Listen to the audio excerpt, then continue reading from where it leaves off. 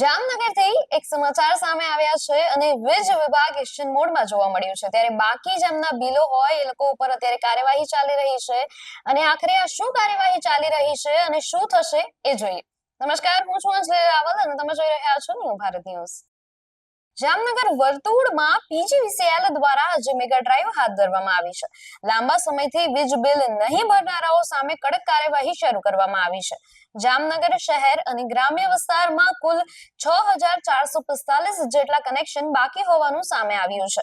આ માટે 261 થી વધુ ટીમો મેદાને ઉતરી કામગીરી કરી રહી છે અને આશરે રૂપિયા 446.16 લાખ જેટલી બાકી રકમ વસૂલ કરવાની છે। દેવભૂમિ દ્વારકા જિલ્લામાં પણ કાર્યવાહી તેજ કરવામાં આવી છે, જ્યાં 2999 જેટલા કનેક્શન કપાવવા માટે 100 થી વધુ ટીમો કાર્યરત છે। અહીં રૂપિયા 195.35 લાખ જેટલી બાકી વસૂલાત બાકી છે। આ રીતે સમગ્ર જામનગર વર્તુળમાં કુલ રૂપિયા 641.51 લાખની વસૂલાત માટે 361 ટીમો એક સાથે મેદાને ઉતરી છે। પીજીવીસીએલ દ્વારા આજનો દિવસ મેગા ડ્રાઈવ તરીકે અમલમાં મુકાઈ રહ્યો છે અને બાકીદાર ગ્રાહકો જે છે એમના સામે સીધી કાર્યવાહી કરવામાં આવી રહી છે। પીજીવીસીએલ જામનગરના જે હિસાબી બાબો છે શું કહી રહ્યા છે આના પર જાણી લઈએ।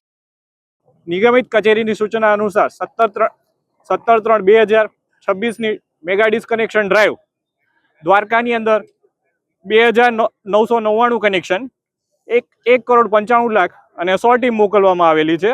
જામનગર ડિસ્ટ્રિક્ટ હેઠળ 6445 કનેક્શન 4,46,00,000 રૂપિયા અને 261 ટીમ ટોટલ મળી જામનગર વર્તુળ કચેરી હેઠળ 9,444 6,41,00,000 રૂપિયા અને 361 ટીમ મોકલવામાં આવી છે। આજે મેગા ડિસ્કનેક્શન ડ્રાઈવ બધાને અત્યારે આ ડિસ્કનેક્શન ડ્રાઈવમાં ડિસ્કનેક્શન કપાશે અને સબ ડિવિઝન ઓફિસમાં જ રીકનેક્શન થશે।